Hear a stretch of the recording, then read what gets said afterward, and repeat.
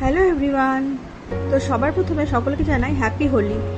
তো সকাল সকাল আমরা এভাবে রেডি হয়ে বেরিয়ে পড়েছি মেয়ের নাচের স্কুলের উদ্দেশ্যে। যেহেতু আজকে হোলি তাই আজকে ওখানে নাচের প্রোগ্রাম আছে। তো আমরা এভাবে চলে এসেছি, এসে দেখি রাস্তায় বেরিয়ে পড়েছে প্রভাত ফেরি। তো আমরাও এখানে দাঁড়িয়ে পড়লাম লাইনে। এবার আমরা যাচ্ছি। প্রভাত ফেরিটা ডানলপ মোড় হয়ে ওদের নাচের স্কুল পর্যন্ত যাবে। তো বেশ ভালো লাগছিল সকাল সকাল এভাবে প্রভাত ফেরিতে বেরিয়ে। আর সবাই এত সুন্দর সেজে গুজে এসেছিল, সবাইকে খুব সুন্দর লাগছিল দেখতে। তো ডানলপ মোড়ের এই জায়গাটা কে কে চিনতে পারছো? তো এখানে এসে বেশ কিছুক্ষণ একটু নাচ গান হলো, বেশ ভালো লাগছিল দেখতে।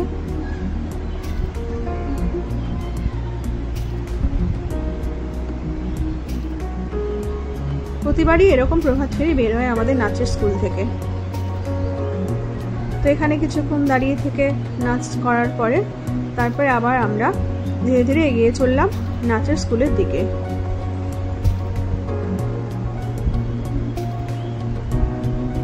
তো চলে এসেছি আমরা নাচের স্কুলে। এখানে একটা স্টেজ করা হয়েছিল। তো প্রথমেই আমাদের নাচের ম্যাম বরণ করে নিচ্ছিলেন অতিথিদের।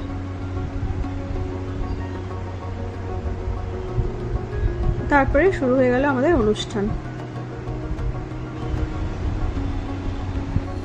এরপরে উদ্বোধনী সঙ্গীত দিয়ে শুরু হলো অনুষ্ঠান।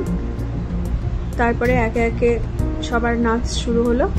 যিনি অতিথি এসেছিলেন তিনি নাচ করলেন। তারপরে নাচের ক্লাসের বড় মেয়েরা নাচ শুরু করলো। ওরা খুব সুন্দর নাচ করছিল, দেখে একদম খুব ভালো লাগছিল দেখতে ওদের নাচটা।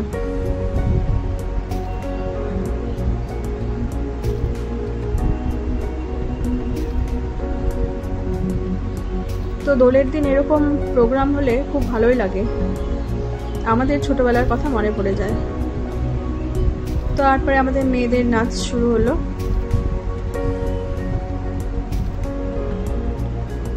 ছোটবেলায় আমাদের এরকম স্কুলে প্রোগ্রাম হতো।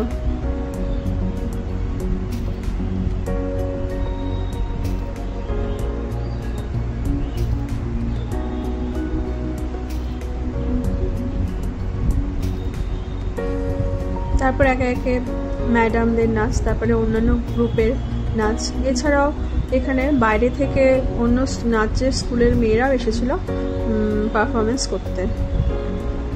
তো বেশ ভালোই লাগছিল অনুষ্ঠানটা দেখতে। তারপরে এখানে গার্জেনরা নাচ করেছিল। এরপরে নাচের ম্যামের প্রোগ্রাম দিয়ে অনুষ্ঠানটা শেষ হলো। তো এভাবে আমাদের দোল উৎসবটা কাটলো। তোমাদের কেমন করে কাটলো অবশ্যই জানিও। দেখা হচ্ছে পরবর্তী কোনো একটা ভিডিওতে। ততক্ষণের জন্য টাটা।